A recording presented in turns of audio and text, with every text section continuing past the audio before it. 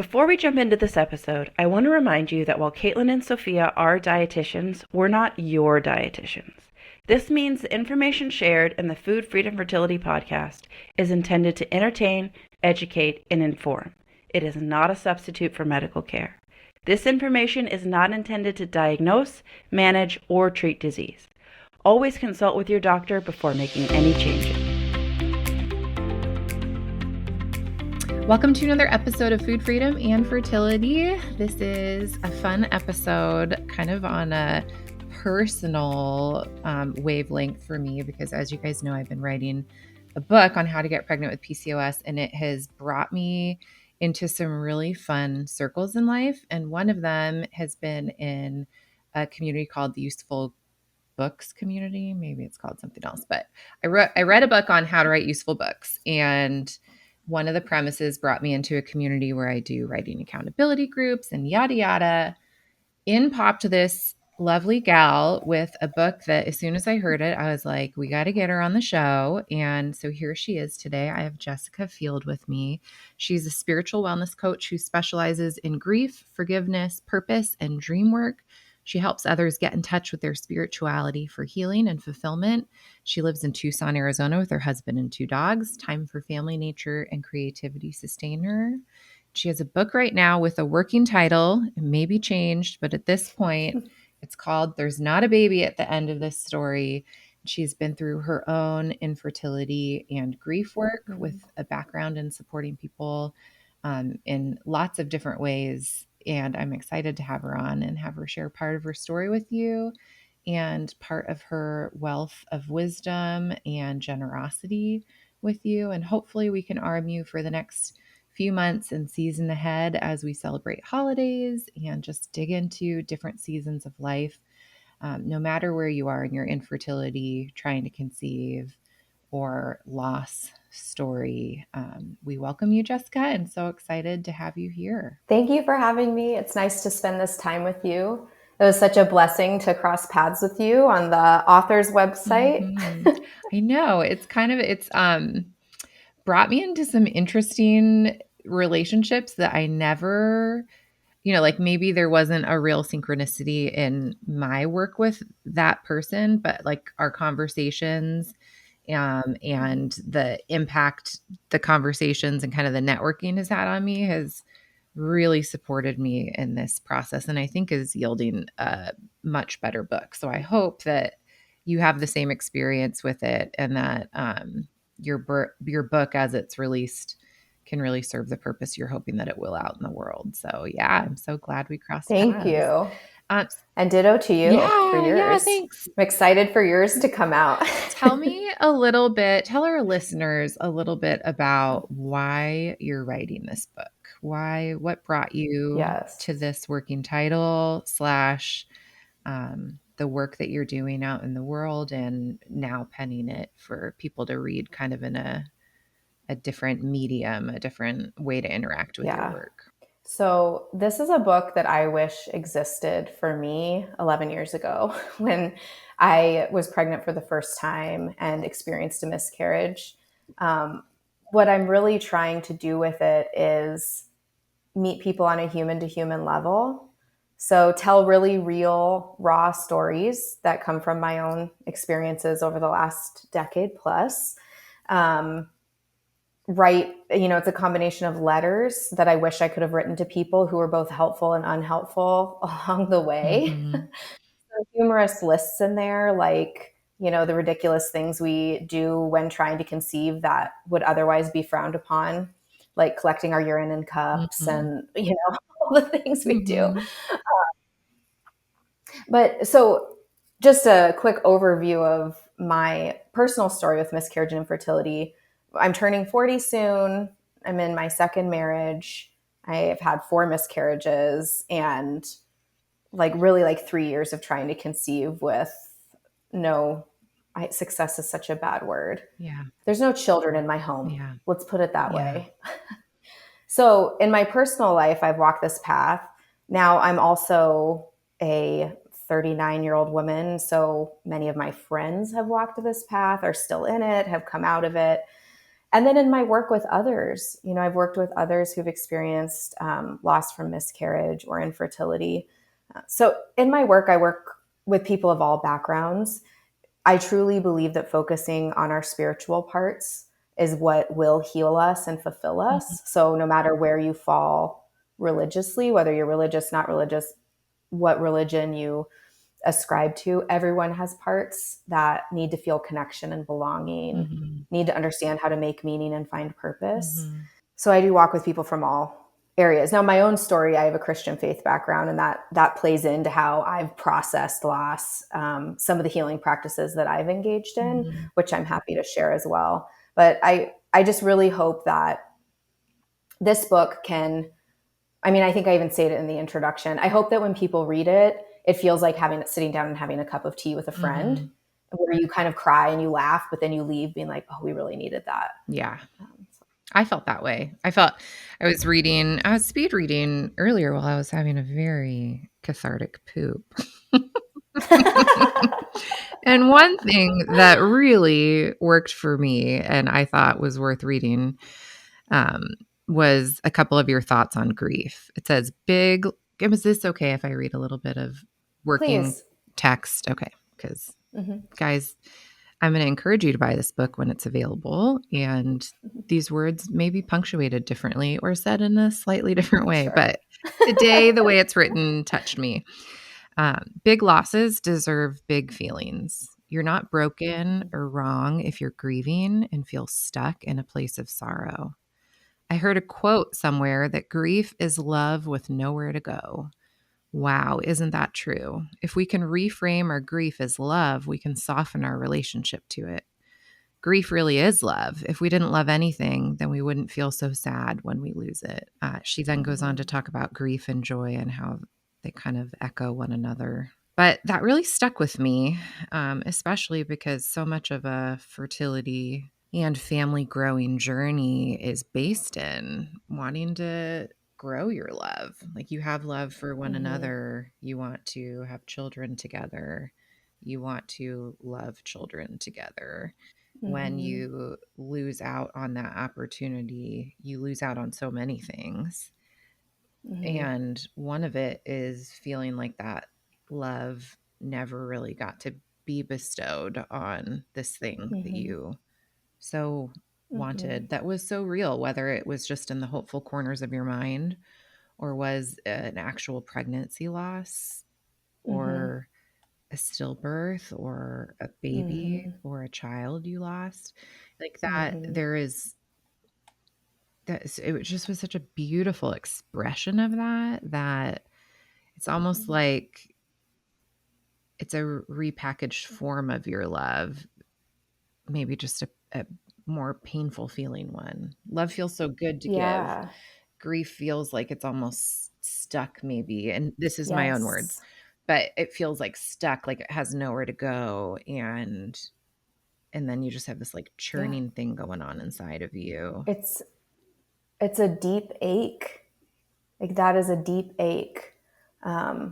Well, first of all, let me say, maybe I want people to feel like they had a cathartic poo and not a cup of tea after they read this book. You are welcome to I use really like that. that. I do Happy to some of my help. best reading on the toilet. I'm not going to lie. And I hope people can relate to that. um, but with the loss, like you named a couple of the losses, everyone thinks, like, let's just take miscarriage. People can recognize that that's a loss and that that's sad, but everyone processes it differently. I think generationally it can be processed differently. I've heard a bunch of different reactions to people who have been through it. But that's just one way to categorize the loss, when in reality, it's probably 1,000 losses. Like you started to name some of them. I have love for a child. Where does it go? I have love for my spouse. I want to create life with them. I want to see my spouse and my child. I want to see myself and my child. Grandparents were expecting, the other members in the family are grieving. Age, as you continue to go on and not have a child, you see the other kids in the family grow and age gaps grow. Mhm. So what you pictured as, oh, all the toddlers together at Christmas is now going to be, oh, maybe the teenagers will drive my kid to daycare, when they finally come along. And parents are aging and we're aging.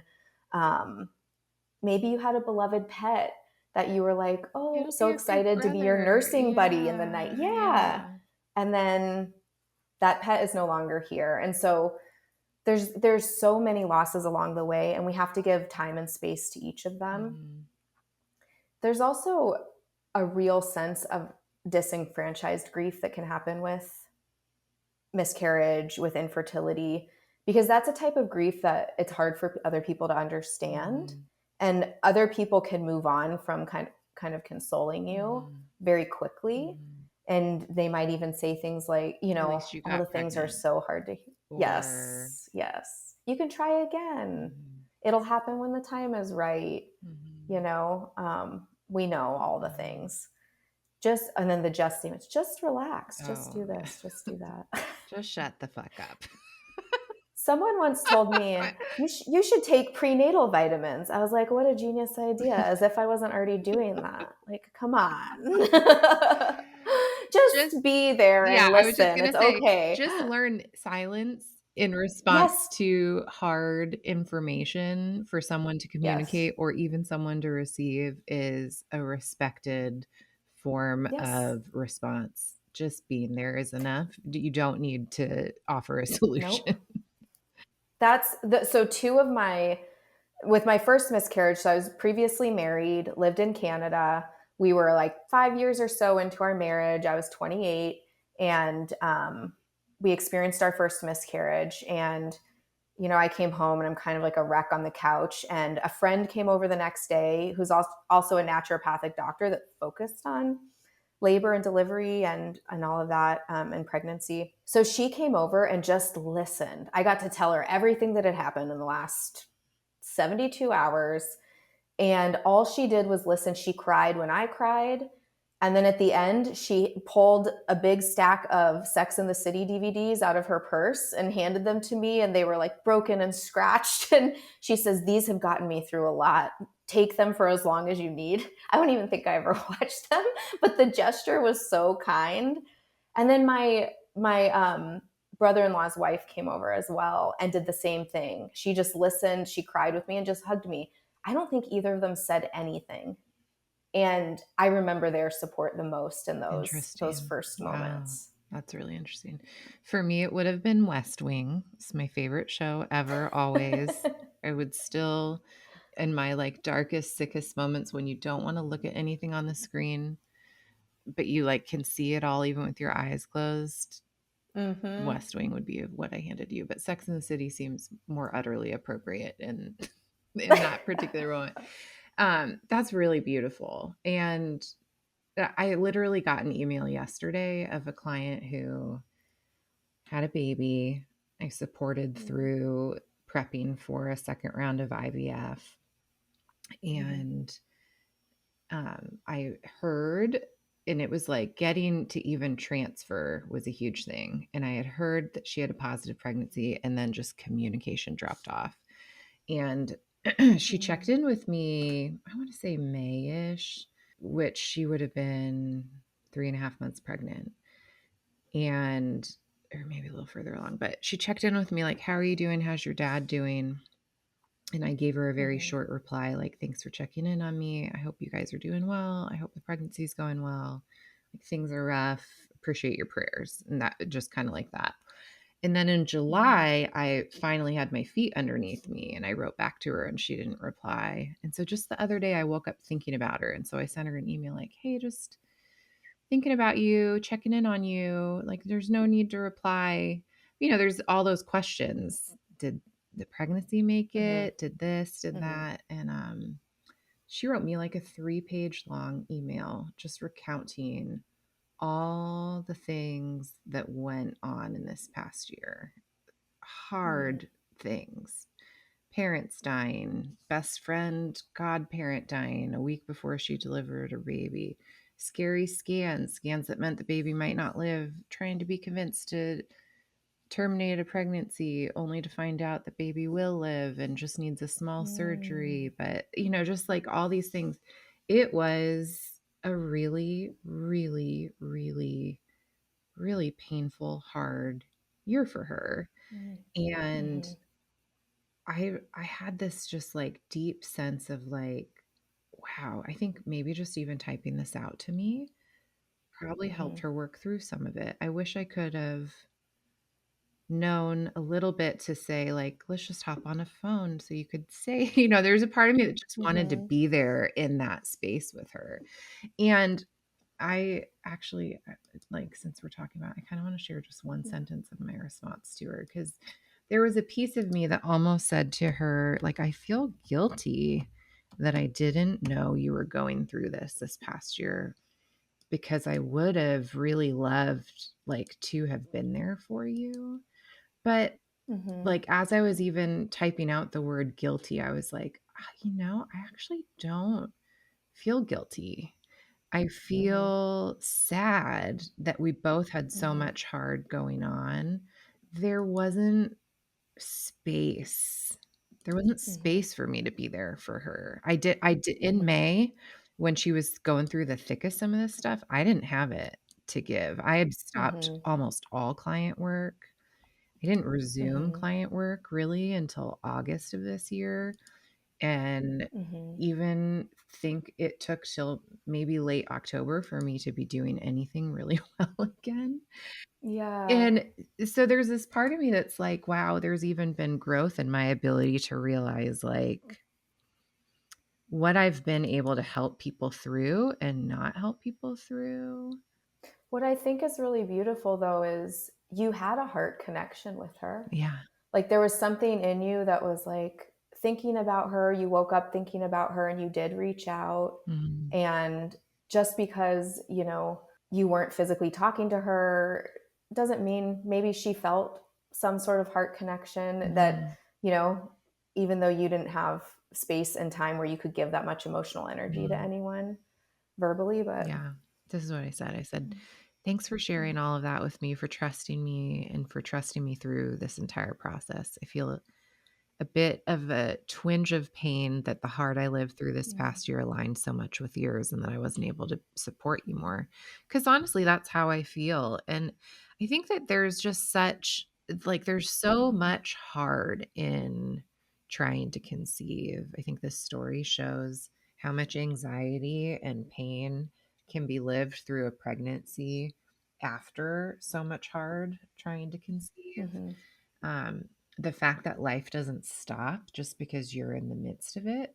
There Oh, was a lot for her to yeah. grieve in this year, aside Mhm. from a pregnancy, uh, Yeah. and hard through it, and um, what Mhm. you said at the beginning of the episode, this idea of connection and purpose.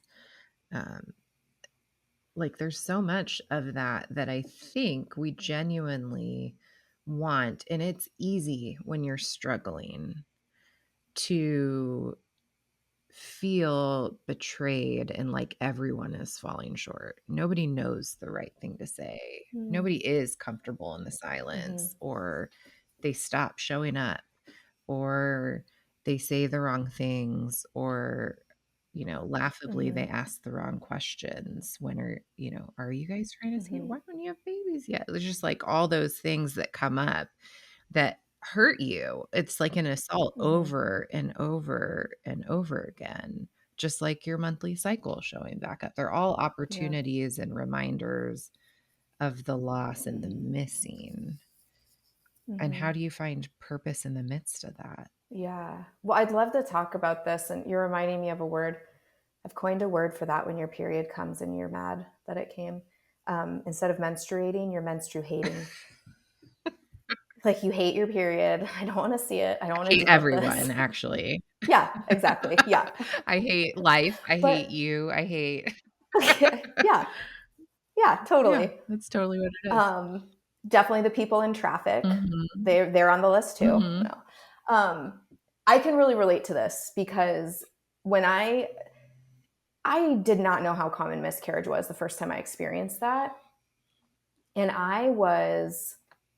it was really, really hard for me emotionally. It was hard for me to be around other pregnant women, even those close to me. Mhm. Um, People's comments really got to me. Like all those things that we've mentioned really stung would either fire me up or make me weep. I had no armor for any of that. And one of the things that, I can sit here now telling you with, I think in some ways, just some natural maturity, some of the natural healing of time.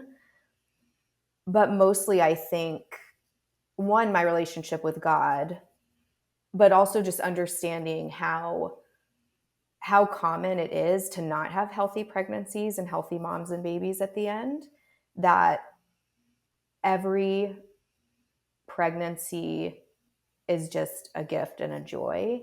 And I think it's actually because of what I've been through that I've been able to get to this place of, oh, your words were meant with good intention. I can actually give you grace that they didn't land in that way.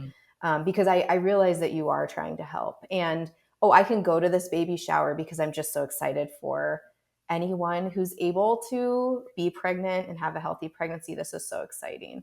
Now, that stuff doesn't come easily. And I know a lot of people who are still in the very tender boat of like everything hurts. One of the thing that helped me the most to make that transition to where I could have a different mindset about things and not be as wounded by everything, the number one thing that helped me was prayer. I actually couldn't heal on my own. I mean, I was I was a counselor at the time, and I was in ministry, and like I knew how to do all of these good self-care things, but I wasn't getting better. And I was really actually getting kind of panicked about, oh, what if I never get better? What if I never heal from this thing? And then I remembered that I hadn't prayed about it yet. I typically prayed for other people, not much for myself, which is so odd because I'm a really faithful spiritual person. But so I started praying, and then I realized, oh, I haven't prayed because I don't know what to pray for. So all the things that I've tried haven't worked, so I don't know what to ask for. So it was a completely different type of prayer, and it really was a surrender prayer. Like, I don't know what I need, but I just need help. I just need to feel better. Can you help me? Can you help me?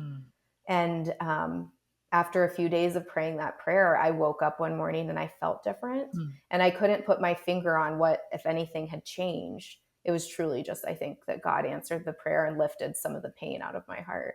I'm interrupting this episode, listener, because we have got breaking news here for the Food Freedom Fertility listeners. TempDrop's first research paper has officially been published. So this is a scientific, peer-reviewed journal that shows that TempDrop can accurately detect ovulation. Of course, that is not news to us here on the Food Freedom Fertility podcast, because we have been trusting this for many cycles at this point.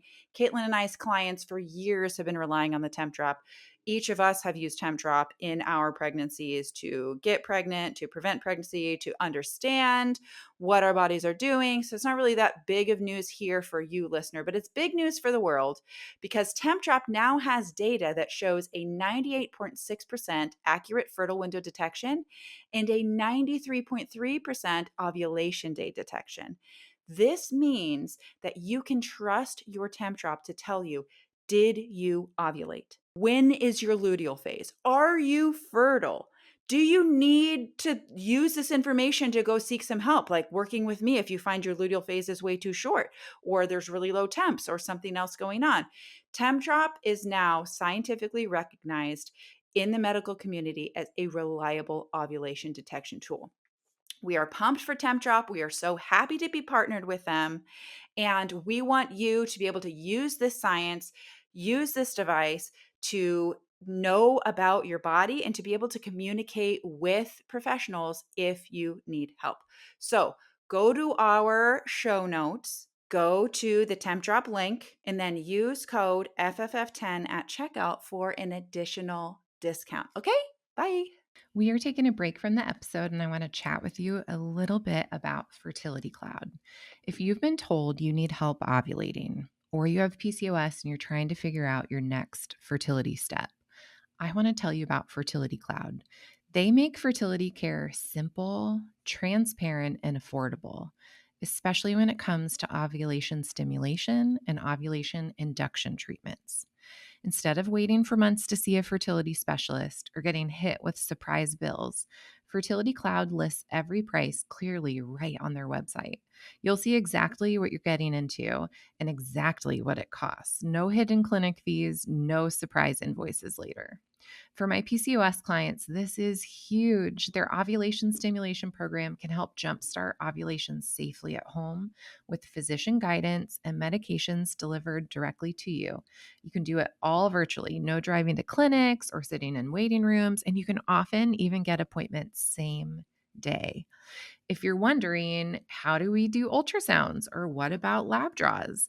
Don't worry, their concierge service helps determine where you can do that locally to you and coordinates with you on your behalf. It's just amazing. And here's the best part: if you're ready to take that next step, you can click the link in our show notes and get $50 off your first appointment. That means you get right in front of a fertility specialist for $115. That first visits gets you matched with a fertility doctor who actually understands your needs, and you'll walk away with a clear plan for your next cycle. So head to the link in our show notes, book your appointment, save $50 on your first Fertility Cloud visit, because fertility care should be transparent, affordable, and built for you. I'm working through Psalms in a Bible study right now, and I feel like I'm in a master class. You know, that's the thing that's so popular in the world right now. Sign up for my master class. Like, Psalms is a master class in prayer, especially when you're mad at everything, mad at God even. And I think it's really beautiful that a lot of those prayers are written down and shown in the Bible, that like God can handle that. He can handle your mad, even if it appears like it's at him. It actually doesn't change his steadfast love, like that nature that he is. And I've actually found a lot of comfort in not knowing the words to pray, but just like going in and inserting myself almost in the psalm, where I have different enemies. I'm not at war in the same way. But I have really similar human emotions, because humans really haven't changed that much since David and the other few psalm writers. And actually, this is not a podcast about Psalms, but one thing that actually really helped me was learning that the book of Psalms, written in like kind of contextualized in historical context, there wasn't a lot of biblical books written down at the point that Psalms was written. Like, you had basically the books of Moses, maybe the book of Job was written down, but like the time of David's life is like First, Second Samuel, First, Second Kings, First, Second Chronicles. Where else? Like, where do you go next in the Bible? Psalms, Proverbs, Ecclesiastes. The prophets hadn't really happened yet, like the lower prophets. And so the book of Psalms, like if you had any of them, they were some of the only writings that someone may have had when they were carried away into Babylon. And in a place of certainly frustration, hopelessness, what's going to happen? Why did we get here? You know, just a lot. If you had had one or two of those Psalms even that you had heard and you had retained in memory, because most people didn't have these things written down. They were like read aloud in common, you know, this is not historically accurate in all the things, but this is my understanding of it. You're doing great. This idea of like, look at this longing, look at me responding to hurt, look at me responding to enemies, look at a David hidden in a cave with the ability to kill the Lord's anointed and choosing not to, and reminders of God's steadfast love enduring forever, reminders that in the darkest, lowest, deadliest valley, I'm not alone. Like, if you had committed even a verse of some of those to memory, it could help your heart posture in a way soften to God and help put you in a place ready to pray. And that really touched me, like just the timing of these things being recorded and the way that they were used was not often just written down, they were songs. And so a lot of these people may have had that in their memory, just like I have stupid songs stuck in my but also great ones. I love that too, because I mean, we have all this science now about how speaking mantras with intention can help us, and really, if you were able to recite some of those songs at the time, you're doing that, but then it's a spiritual mantra at the Oh same yeah. time. Like you're adding It's a in this prayer at the extra same level. time. Yeah, like all this Mm-hmm. vagus nerve stuff. Talk to me about like Mm-hmm. singing and humming and Mm-hmm. even without Even deep breathing. yes. Yeah. Yeah, Yeah. it can be really powerful. Well, okay. So let's lighten this up for a minute. There was also a Sure. really great list that had me giggling since we're coming up on Thanksgiving and holiday parties and a lot of opportunities to be near the aunt that won't know any better about asking why you don't have children yet. The Oh, same aunt you're probably not letting into the story because she doesn't know how to keep things private. She's probably going to say to you like, "Oh, when are you guys going to have kids?" or "Why don't you have a baby yet?" And there was a mm-hmm. great list in one of the pages kind of preceding a chapter of like some witty responses if you feel like you might need one or you want to use one in a moment. Yeah. We don't need to necessarily read Let's, them unless you want to, but what are some of your we can favorite read a couple. Let me responses? find them. Oh man, Well, they had me giggling. I can find this list and read a Okay. couple. Let's see if I can find it quickly. Otherwise, I'll tell you a few of my favorites. One of my favorites, and people don't always, sometimes they don't even know your story. So people aren't always asking to be intrusive. Sometimes they really truly are just curious. Mhm. Like they know I've always wanted to be a mom. And so they're just asking, like, When's it are we going happening? to do the kid Yeah. thing? Yeah. And so one that we like, because we don't mind telling people what we've been through also, but we don't want them to feel bad sometimes either. So we'll say things like, yeah, like we're trying so hard, and just make really uncomfortable eye contact with the person And then make asking us. uncomfortable eye contact Or with your spouse, like yeah, exactly. Like give them the look. Or be like, but maybe we're doing it wrong. Can you draw us a diagram? Like I maybe loved we're that not. one. Yeah. Yeah. It made me think of a client who told me a story once where she was at her like grandfather's funeral and someone came up to her and was like, "So when are you guys going to have kids?" And just so happened that she was also starting to miscarry that same day. And Oh, it's like yeah.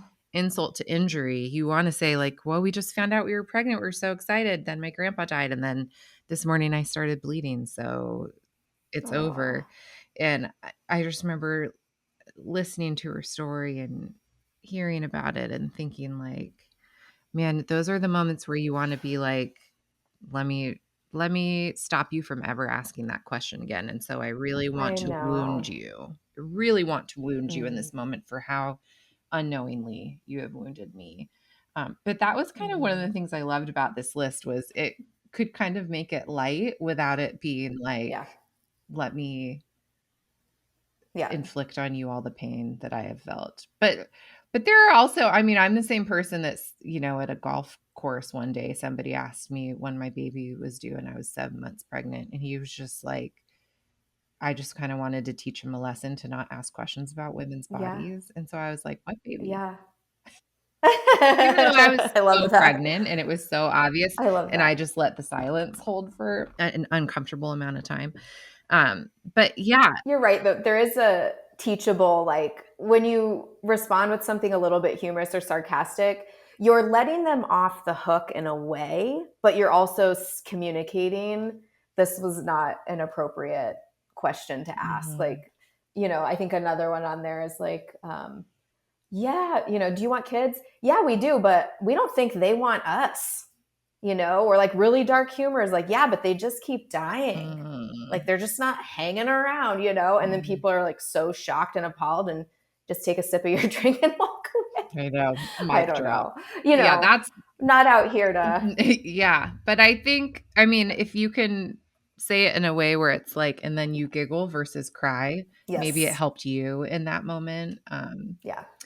but Yeah. okay, that brings me up to something I didn't give you a heads up on this question, and so Sure. feel free to Okay. bat it back if you're like, "I don't wanna talk about that." But one Okay. thing I do feel like happens a lot with miscarriage, pregnancy loss, or particularly in like cycles that held a lot of hope. Maybe that was IVF, where a lot of money Mm-hmm. and strategy and time went into it. And it was like your one shot potentially. Or Mm-hmm. so extrapolate this, listener and Jessica, however you want. But I often find this thing that you kind of brought up earlier, where it's like a birthday with cousins that we were pregnant Mm-hmm. at the same time and we were so excited, but then I miscarried and she had the baby. And so you have these like anniversaries of things that Mm-hmm. bring things up. But I don't want to look at that necessarily, but like the superstition that sometimes comes along with trying to conceive. And I'm using the word superstition very loosely. I don't Mm-hmm. know really a better way to say it, but please forgive the word. Mm-hmm. But what I mean Yeah. is like, while we were pregnant with Mm. named baby and the baby's due date was on such and such a day. And so like Mm-hmm. they're trying to look for hope in any given Mm-hmm. cycle and with Yes. any given time period. And it's like, Yeah. oh, well, I really think we're going to get pregnant this cycle because this is the cycle baby would have been due in. Or, Mm. um, we Mm-hmm. this would have been so and so's 1 year birthday. And so if we get pregnant this month, the babies would have the same birthday month, due date month, or, Mm. it's like, it's almost like it kind of shows up over and over and over again, Mm. looking for the universe, God, some sort Yeah. of reason, some sort of stars Mm-hmm. aligning. And that's kind of why I mean the word superstition. But I also mean it in the sense of like, I don't think there's necessarily a lot of harm in these thoughts in Yeah. some ways, I agree. but they also can kind of then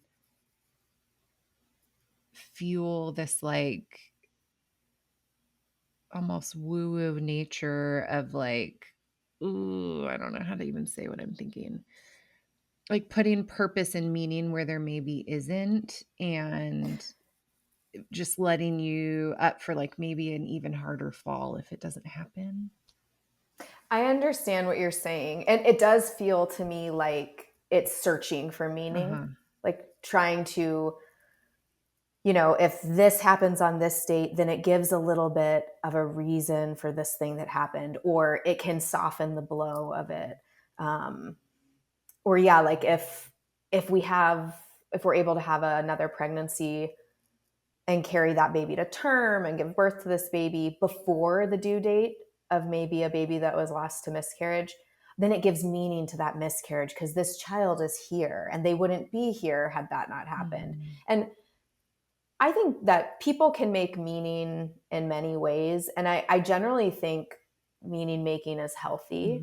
Mhm. It can't always be forced. And I think oftentimes bigger bigger ways that we make meaning show up years later.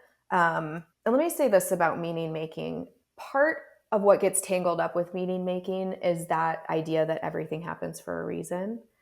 And that phrase that we hear that's like really hard to hear when we're going through something difficult. And I mean, I think everybody knows, can come up with 10 examples off the top of their head. Like there's no possible reason why this would have happened. And then, I mean, then you're getting into this whole theological debate of Mhm. like, what does God cause? What does God not, where does God intervene? Where does God not intervene? Um, I tend to think that God doesn't cause bad things to happen to teach people lessons or anything like that. Now, does that mean that when a bad thing happens, that can lead, that can forever alter a path that then leads to something good? Yes. Did the bad thing, did the bad thing happen so that the path could be created? I don't really believe that. I believe we have more agency than that and we have choice. Mhm. And I mean, when it comes to faith, I think one of our choices when tragedy strikes is, do we lean, do we move toward God or do we move away from God? Um, I remember thinking, oh, this is one of the hardest things that has happened to me. This is probably one of those things where people start to turn away from God or question, what God is doing in their life. And I just remember feeling like I don't feel that way at all. And I felt lucky for that Mhm. because I don't think we're in control of that feeling Mhm. necessarily. And so I just remember being like, oh, I'm glad I don't have to wrestle with God on this. Mhm. Like add that to Mhm. everything. Some of my own meaning making I mean, it was important for me with my first miscarriage to I actually really wanted to not try to conceive until after the due date had passed, Mhm. because it felt to me like a way to honor my child's life. Mhm. That was for me. That's not going to be for everyone. There was probably some part of me that knew also I needed to heal Mhm. more emotionally. And so I needed more time to do that.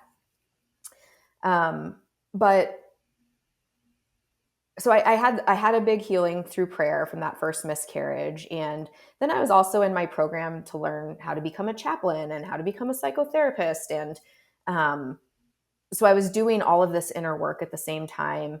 And when I was in my residency, so I was working at a hospital as a student in this chaplaincy and psychotherapy program. And I ended up getting called into labor and delivery multiple times, sometimes overnight, sometimes when I was on shift, um, to go and be with families and babies that had been born too soon. Mhm. And part of my role there was to offer baptism if that was something that the families wanted. And so I'll never forget my first experience. There were three pretty close together. So one was a little baby, probably about 11 weeks. And so the nurses are so good. Oh my gosh, they were offering spiritual care before I ever entered the Oh, I'm room and sure. offered it. Yeah. But they had the baby wrapped up so nicely, and I was able to offer a baptism and sit with the mom for a little bit and the family, and then we can create. The nurses can do footprints and things, and then I can create a baptism certificate, and there's a whole box. There's something for the family to take away with them. But the other that happened relatively closely was twins born at 14 Mm. weeks. And they really just wanted me there for the baptism. They were surrounded by family, loving, supportive family. Everybody was clearly processing their emotions. And so I was able to baptize the babies. And then on my way out, one of the grandfathers just gave me a bear hug and thanked me. And I was trying not to cry. I promptly left the room, cried in the back room where all of the supplies were, because that was something that I needed so badly with my miscarriage and Mhm. hadn't gotten. Mhm. And to be able to gift it to someone else It's really was healing. incredibly powerful Mhm. and healing for Yeah. me.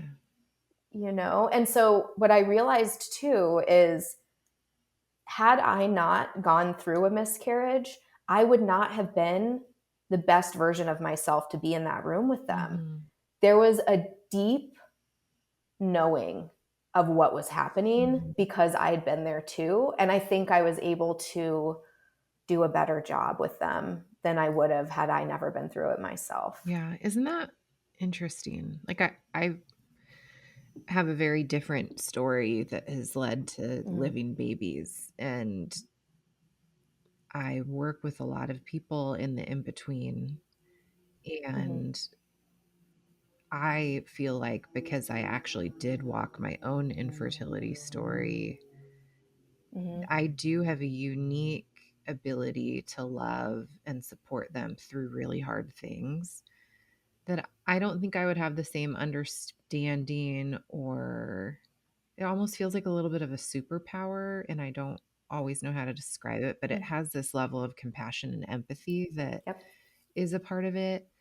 Um, it also can be kind of triggering myself. And Mm-hmm. um it's like some of those things where you hear like your superpower could also be your greatest weakness. And I think it's Mm-hmm. like that. There's like a light and dark side to a lot of things. And this is not about me, but my point is that there is something that I can relate to in what you just said, in that like there is good that you were able to offer that family. There was healing that that Mm-hmm. family was actually able to offer you, and you Mm-hmm. continuing down a path that led you to that same room with very different Mm-hmm. experiences in that room. And Mm-hmm. um that conversation on theology and God's sovereignty and, Mm-hmm. is he just this, like, we just watched Wicked, is he like the wizard behind the curtain controlling everything and making everything Mm-hmm. happen? I think a lot of people have this view of God.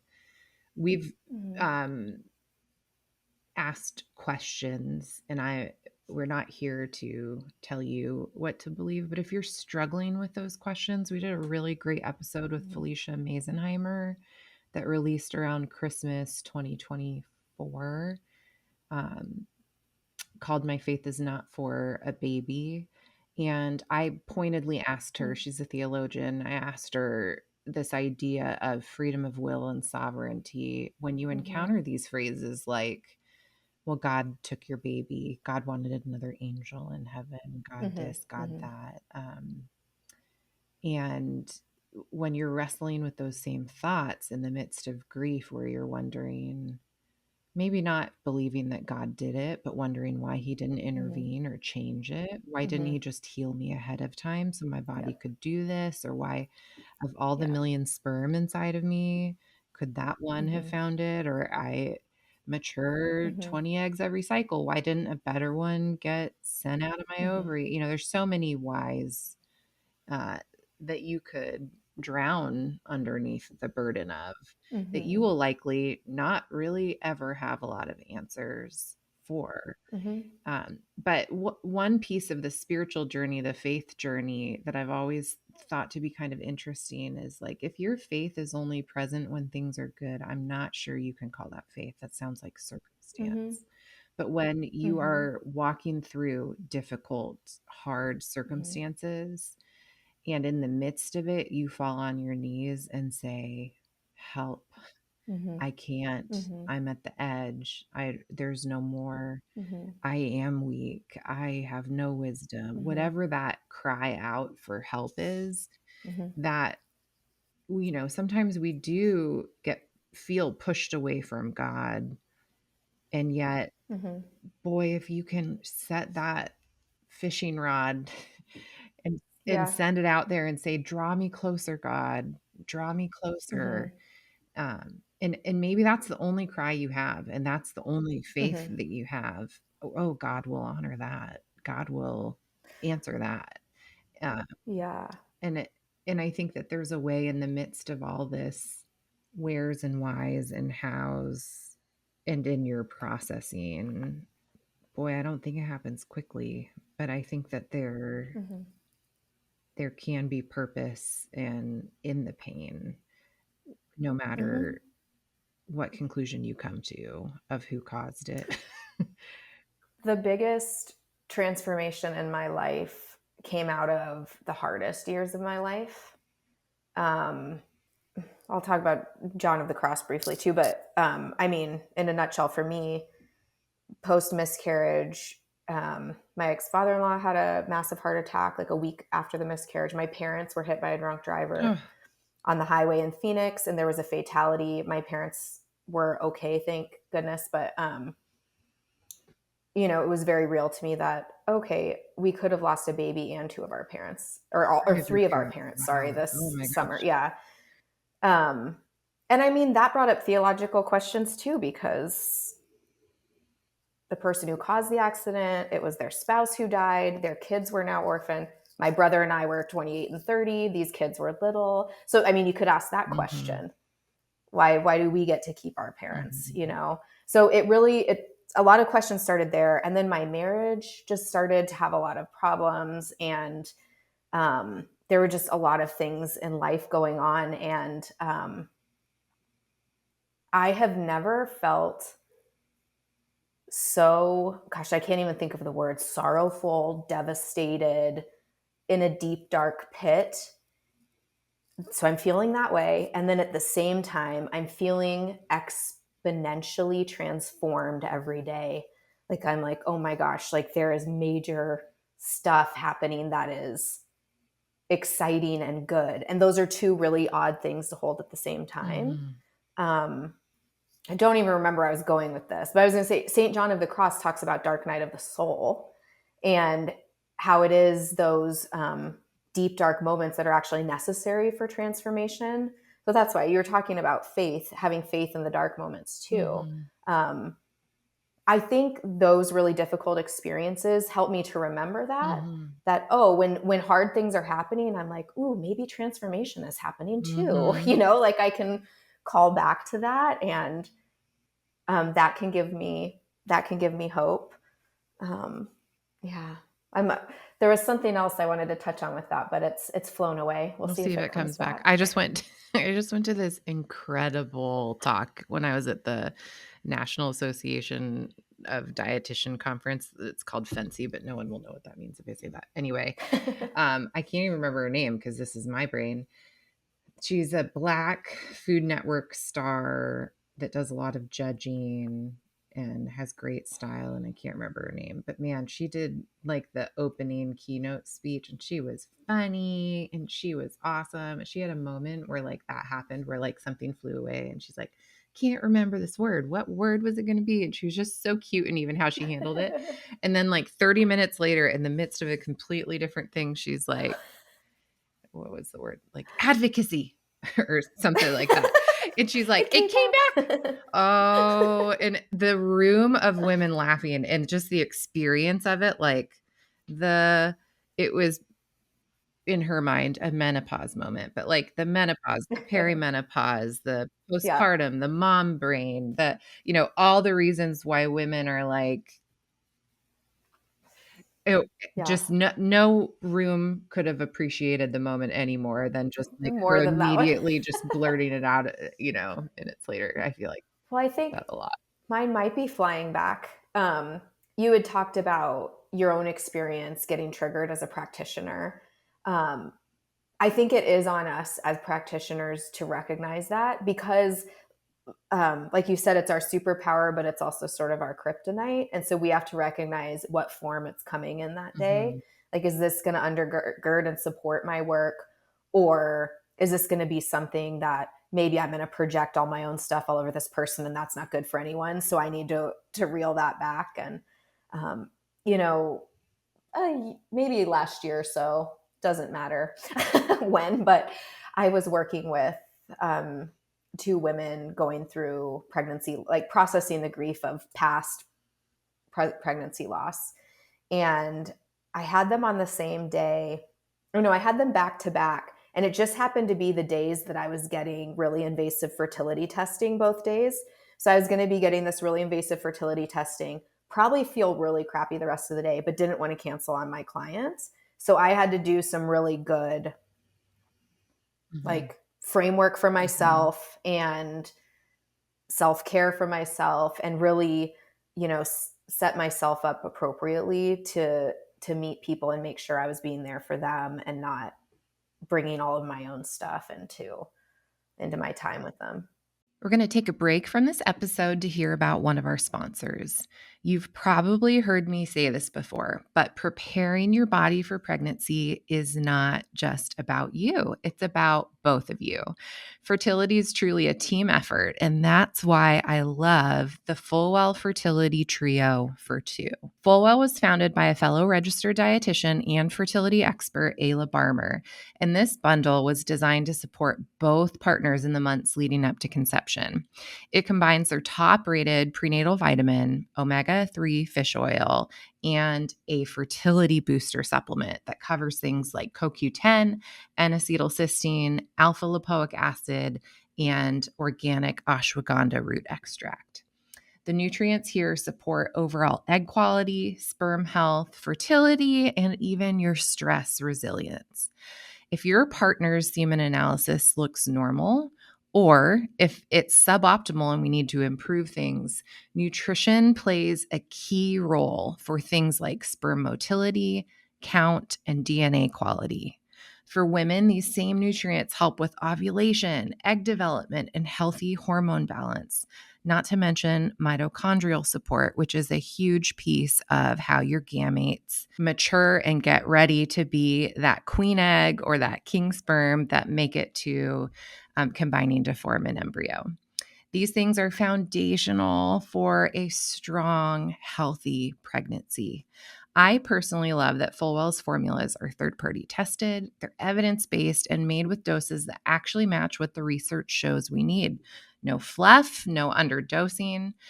So if you're planning to start trying this winter or sometime in 2026, or you've been trying to conceive for a while, it's time to think about starting to nourish your bodies for what's ahead, or take a step up from your current protocol to one that is high quality. Head to fullwellfertility.com and use the code FFF20 for 20% off your order. That's FFF20 at checkout. I'll drop the link in the show notes for this specific fertility trio bundle and for Fullwell, along with this code FFF20. Give yourself and your future family the best foundation with Fullwell's fertility trio for two. This was actually a question I was going to ask you after we were done recording, but in that same vein of like superpower kryptonite, for me, it's a bit more, and I wondered how this influenced you, but since we're talking about it, let's just give it to the audience if you want to share.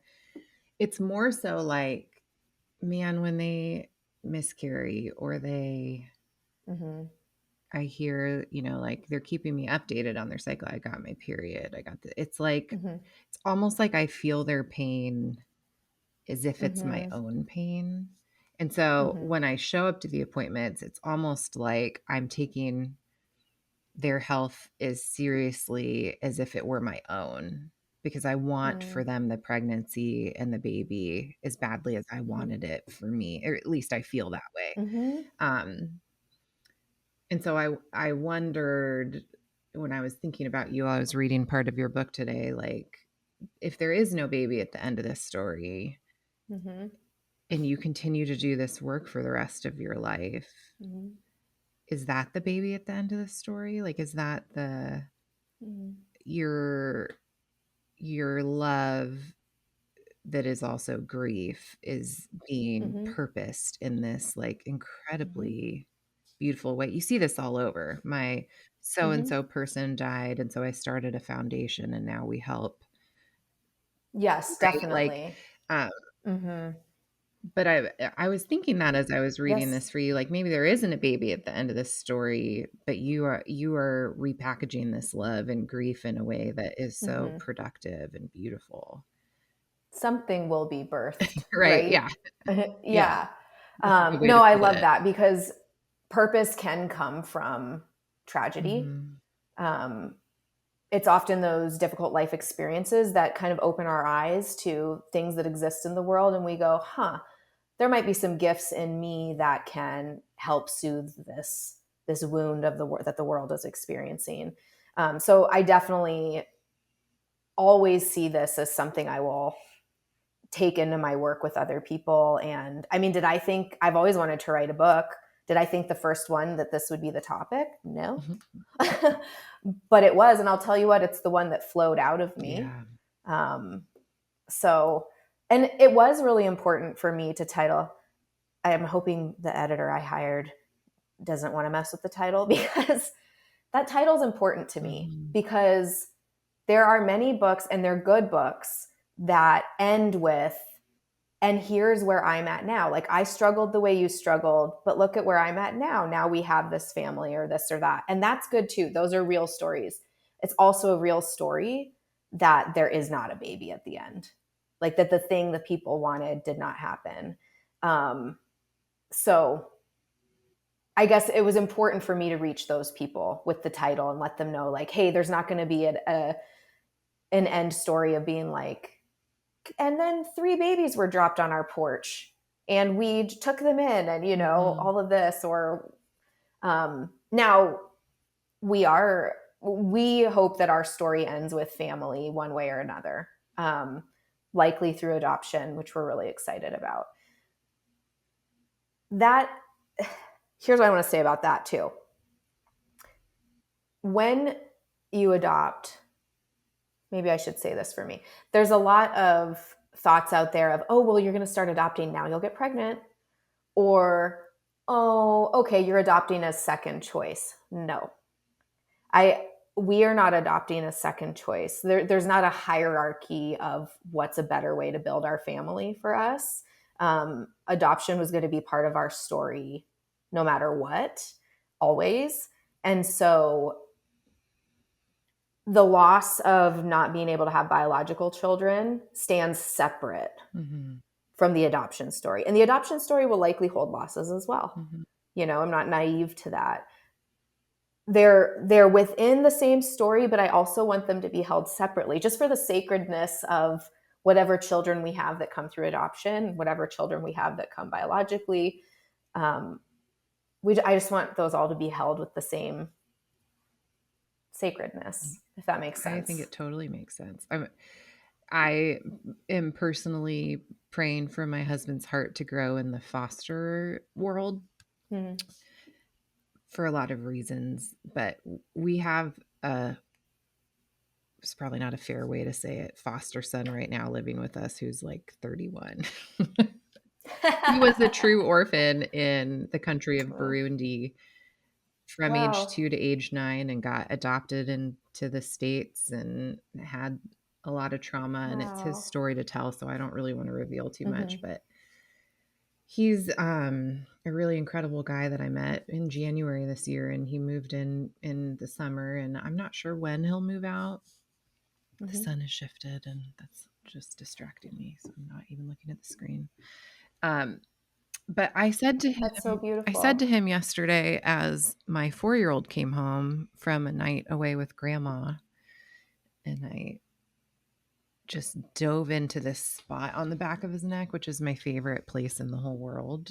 And I could just live there just going and just kissing. It's my favorite place. And I had been thinking about how I missed that spot while he was gone for like less than 24 hours from me. And I looked at Chiza because we were having a conversation, and I said to him, sometimes I grieve over what your mom lost when she died, that she couldn't just chomp on this part of your neck. And I grieve that you missed that touch.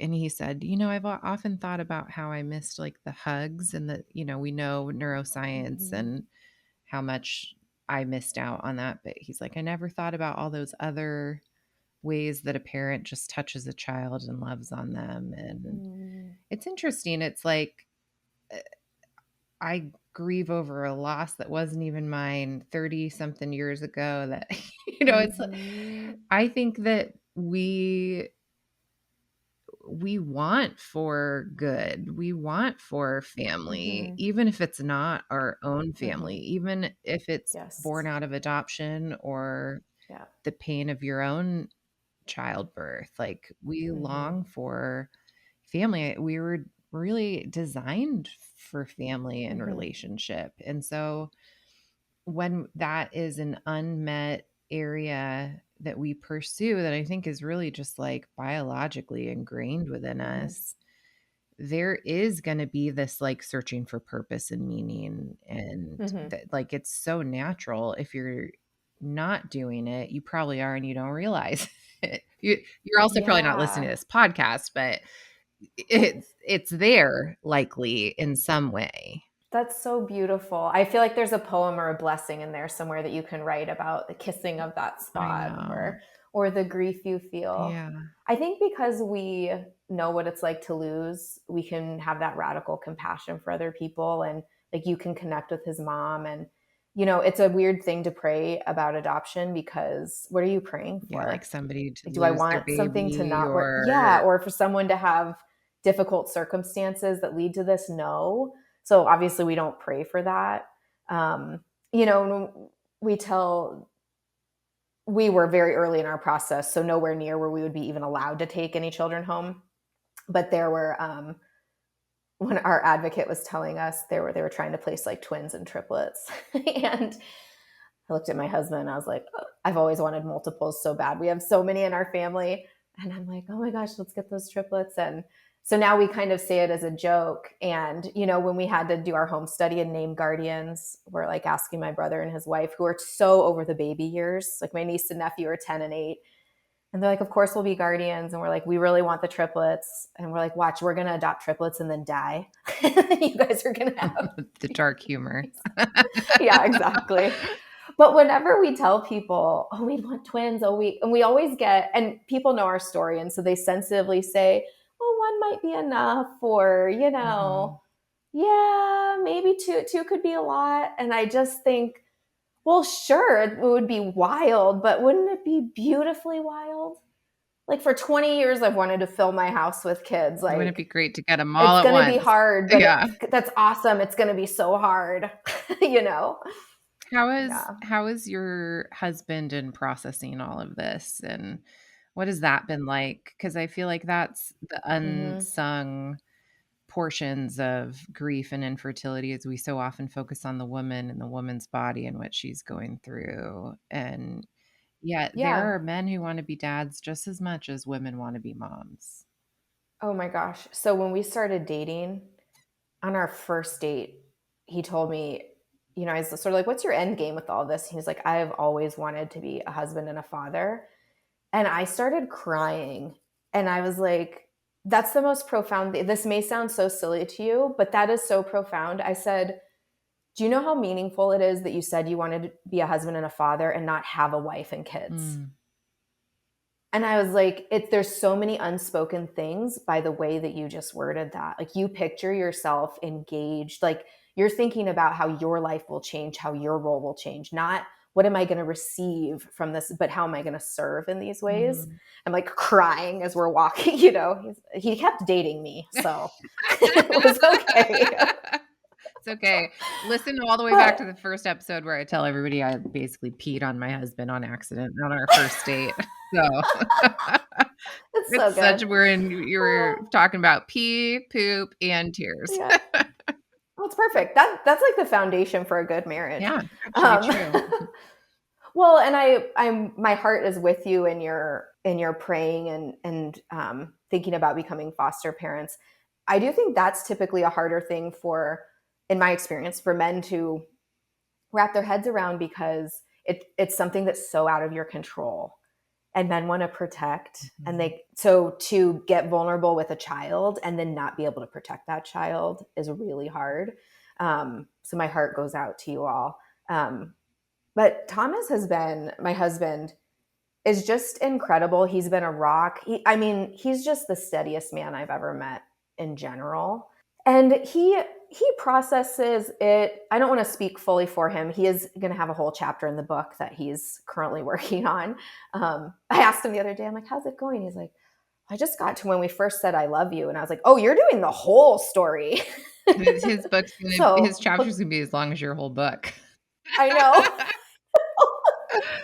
I know. And my friends who read it are like, Thomas is the hero of the story. I'm like, I know, he's the hero of my life. But so he was mostly concerned about me. I had really physically traumatic. So Thomas and I have had 3 miscarriages together, 2 of which were incredibly physically traumatic. So he mostly worried about that first, me, my well-being, and then the emotional side. But I would say that together, we have emotionally handled these miscarriages really, I don't want to say well, because there's not like a good or bad way to handle things, but I don't really have another word for it. So in our world, we handled it well. Our faith foundation is probably what led to that.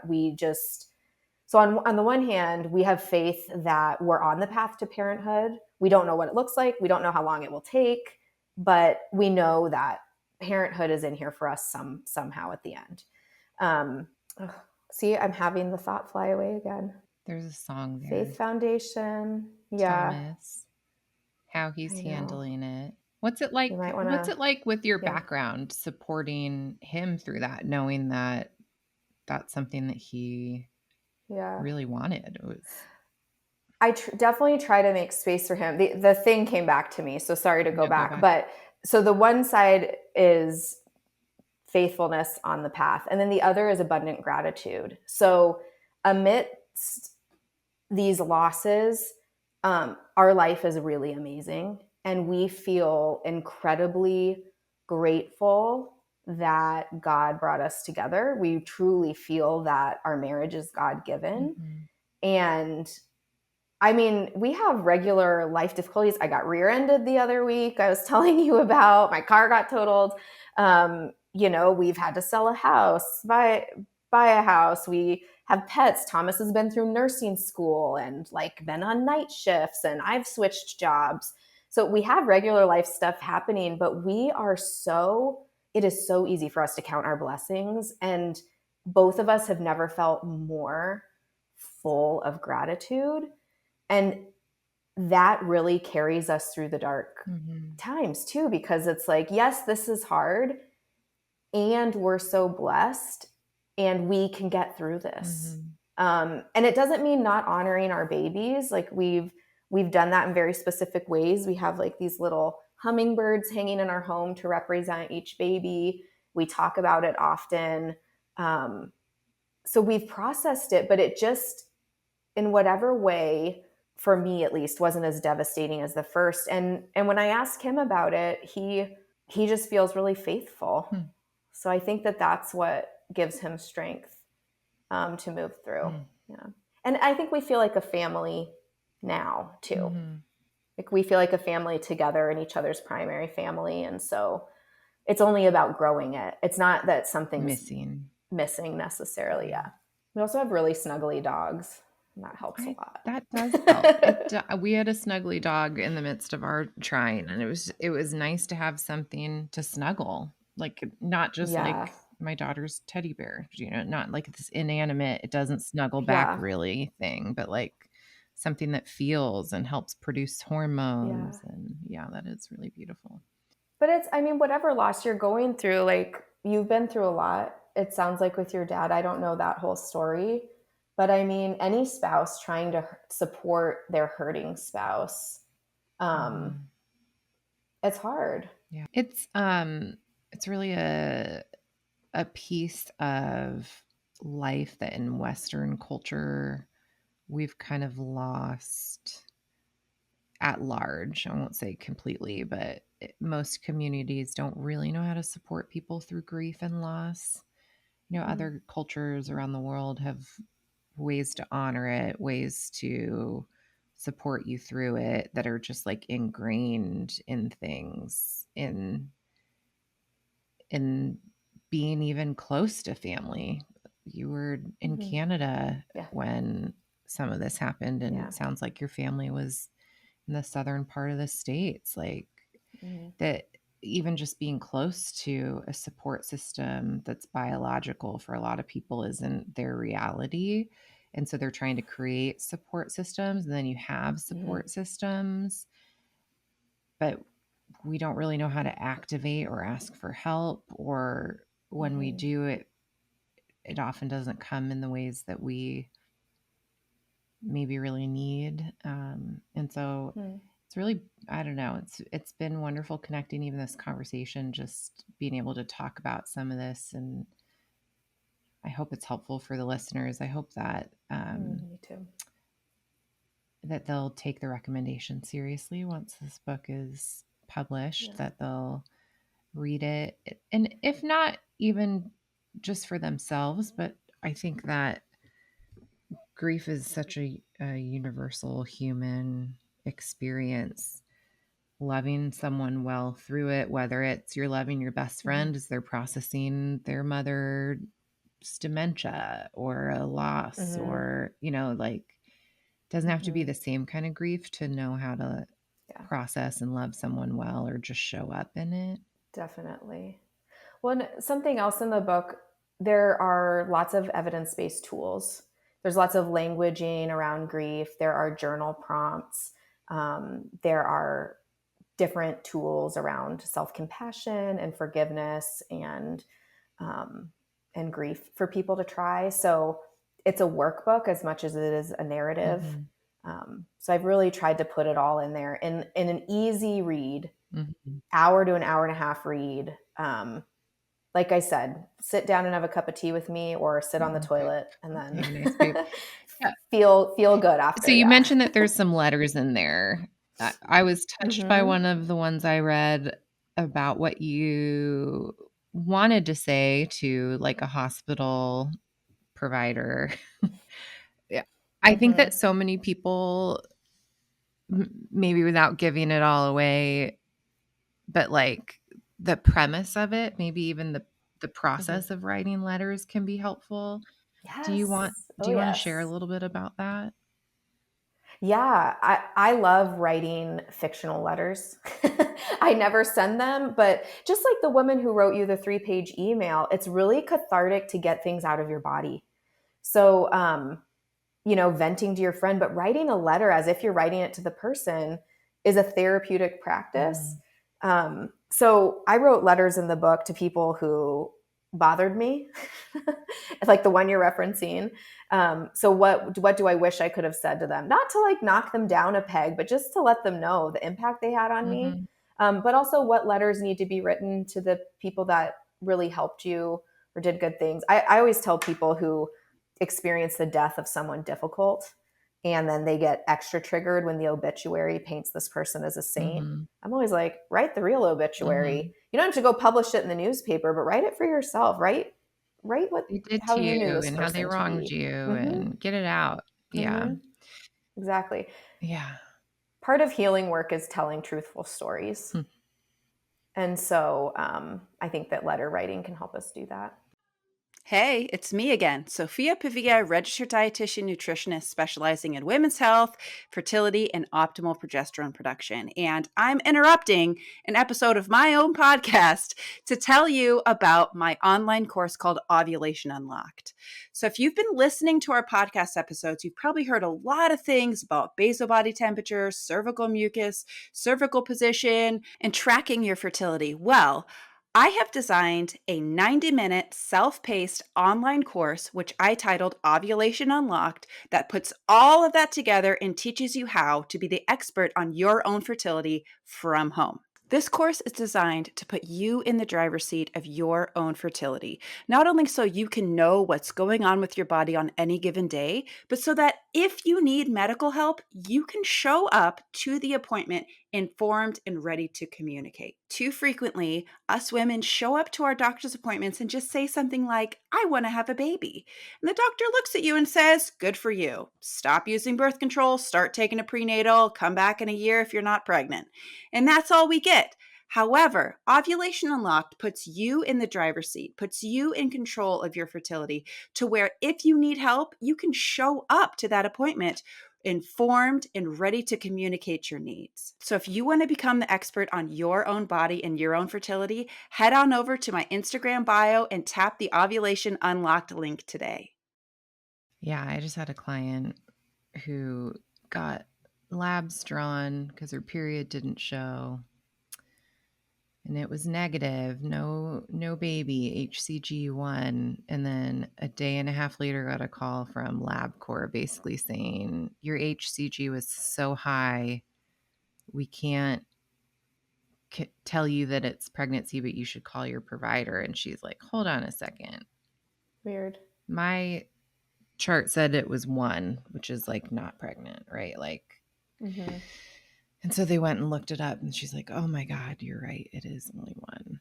And my patient was like, you need to know what you just did. Like the hope that rose in Wow. me in like the 30 seconds of you going to, like Oh. that it had been misreported that, and this is somebody walking a journey, Oh. secondary I feel infertility sick after, thinking about that. right. And she's like, you Mm. need to know. You need to know what you Mm-hmm. just did and you need to never do it again. You need to be Mm-hmm. quadruply sure. And just hearing this, like writing the letter is like, she messaged me, was like, I just need to tell you this story. I just need to get it out. I just need to talk. I just had this Mm-hmm. horrible experience. And I just did. I called and I was like, she gave me the bullet points and in the message, but I called and I was like, I'm so sorry. Tell me how it happened. How are you feeling? It's Mm. like sometimes you do just need to get it out. And maybe Yeah. for some of us, the safest way to do it will be writing the letter. Yeah. Maybe That's so compassionate of you, the way you responded. I've gotten better over the years. Like, I've Same. Oh stumbled. man, I've made some Oh mistakes. Yeah, man. same. Yeah, Same. I'm not perfect and I have not done it great and I still don't. I'm really gonna do some journaling tonight on not projecting in the ways that maybe I'm triggered, even maybe just with my own husband. Well, wait, let's revisit the projecting, because I do think so. It's a fine line, and you really have to be self-aware and do your own work and have your own supports. So there's feeling something and projecting it onto someone else. There's also feeling something, and is it the Holy Spirit nudging you That's a to good point. Do or say something to say. someone? So now it takes a lot of self-awareness and discernment and to figure those things out. Because I do think sometimes it is, like you said, superpower or kryptonite. Part of the superpower is knowing when the Holy Spirit can use something from your story to help another person. Yeah, that's true. So many good nuggets here, Jessica. Come back. Let's talk more. Let's pick a different topic and go for it. Yes. This has been delightful. Thank you for having me. Oh my gosh. It was so easy to talk to you. And I want to, likewise, just get to know you more anyway and hear more about your story. So we end these things, maybe you've heard, with a couple episodes under your belt with a yeah, girl. It's our way of saying this is something fun that happened, because life is worth also celebrating the joys too. So if you have one, great, you can go first. If you don't and you need to think for a minute, I'm happy to. Something joyful in life? Yeah, like it could be anything. I tried this new recipe. It was so good. I hired someone on my book project. It could be professional, personal, silly. So my first instinct was to say something that brought me joy, which is that Trick or Trunk, a 4-year-old dressed as pants for Halloween and wore her mom's pants up around her neck. She pulled them up to her neck. They cut little armholes for her arms. Oh my gosh. And I said, "What are you?" "Pants." And it made my day. It sounds, so yeah, that's perfect. That brought me joy. But I'll do a yeah, girl for I've never been this far in a book writing process before. Yeah. And I'm super excited. So exciting. As somebody going through it, it is monumentally like amazing and challenging. What was challenging for me is, I wonder if it'll be similar for you, because the book writing process, the flowing of it was actually, people are like, how'd you get through it so quick? I'm like, it just came out of me. But also, this is what I do every day. It's like I'm just putting on paper what I've spent over a decade doing every day. That's, it's like, that can't be that hard, is it? But you are very far along with the part, you mentioned you hope the editor doesn't make you change the name of the book. Ultimately, that's your choice, even if she gives you some feedback or he gives you some feedback. That's true. So you get that that lovely privilege when you've done this work and you've birthed something like a book. It's a big thing and brave that you're doing. So yeah, girl, I'm here for that. Let's celebrate it. Let us know once you have like a pre-order, or if you're not pre-ordering, once it's released. That way we can shout it out on our Instagram or podcast one, but also Sophia and I would be happy to share it on our own individual business pages too. We need more resources like this. And that's why I'm doing it. There's a lot of good grief, there's grief books out there for miscarriage that are good. I won't say there's a lot of them, because I've looked. There aren't ones like this, like humor with your girlfriends, and practical, easy to understand stuff. So. Yeah, that's awesome. Well, thank you. I was gonna do one, but I think I'm gonna switch it up. So my husband came home from a weekend away last night, and it was not like an easy weekend to solo parent. We had like one sick baby turned into the next sick baby with Halloween and a time change. Oh my gosh. Yeah. There was a lot. And he came home and I was like, I love you and I don't really feel great. And my office is connected to our bedroom and we have an extra sleeping situation available in my office. So we had a baby, and that's close enough for like, if you puke, I can get to you before, all those things. I was just anticipating another rough night of sleep.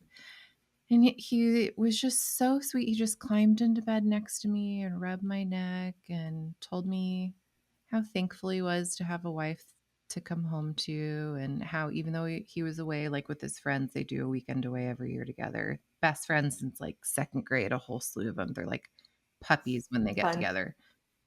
And I know it's like, other than me and the kids, probably his most favorite people in the whole world. And it was just so nice to have a husband that loves me so much that, like, even in my moment where I'm like, I love you, but I don't really want to talk right now. And I just want to go to bed. And maybe I'm getting sick. So don't even be too close to me because who knows what I'm exposed to. And he was just so sweet. And then this morning I was like, you're it. You're the guy. Get up and get the other ones ready for school. It's all you. And he just did. And so this is more of like a yeah guy. Like, I'm just so thankful for BJ. And especially hearing about you talk about your Thomas. It's Yeah. something to have a partner that is just so lovely and also, you know, broken and has their own heart. And I hear this statement a lot. It's just coming to me now, but like, there's even a miscarriage book called, I think, You Are Not Broken, or we all really are, whether that's the sickness or the hurt that we struggle with. And we all are not perfect, but Oh yeah. choosing each other every day, especially in the midst of trauma and hurt and grief. We've had our own fair share, and he has been a husband that's really loved and supported me while my focus has been elsewhere for good. We're coming up on a year since my dad's diagnosis, and he is doing well, but it's been a rough road. And, you know, it's just, it's beautiful to have a partner that life is so wonderful with, even in the hard. So that's my yeah girl, just celebrating him today. I love it. Snaps for BJ. Yeah. Yeah.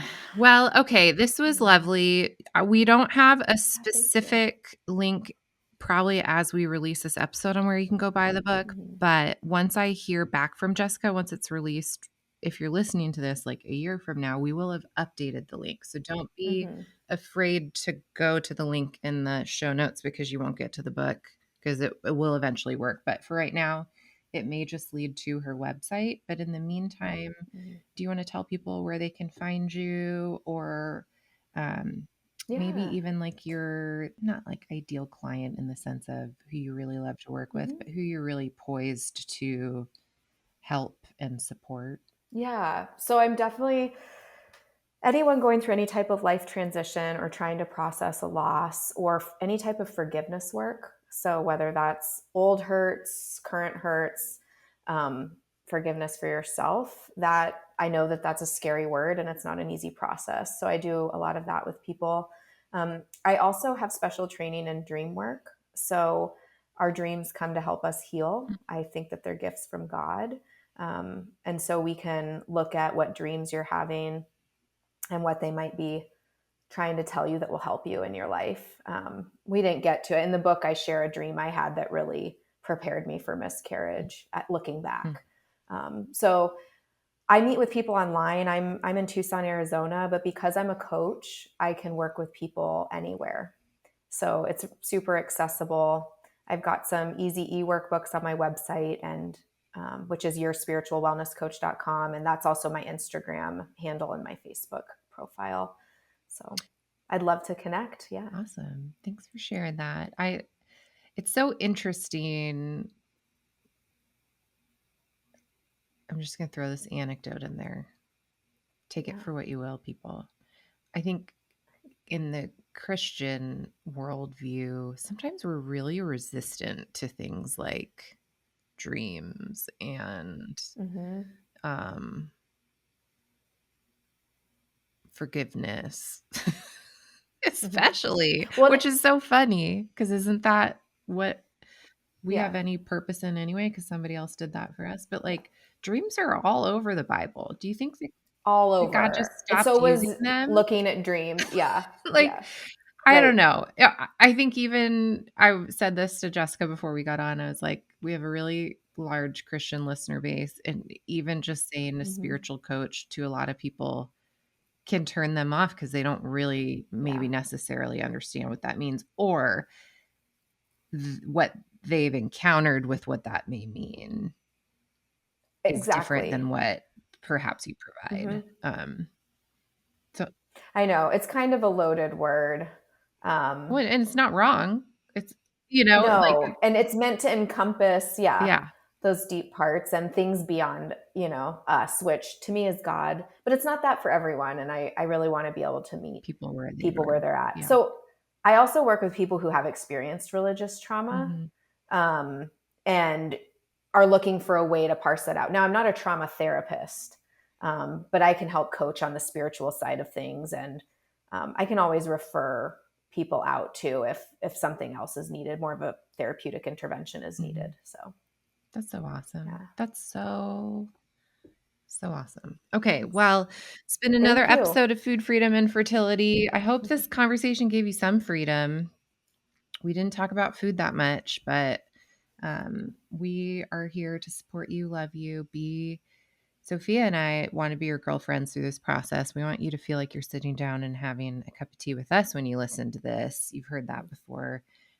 Hopefully you're not only picturing me pooping, reading books now, but you could listen to this while you're pooping and I would fully support that. So tune in next week. If you would do us the greatest favor and greatest vote of confidence, leave us a review or rate the podcast. It truly does help other people find it and get the support that they need in their fertility journey. And we'll see you next week.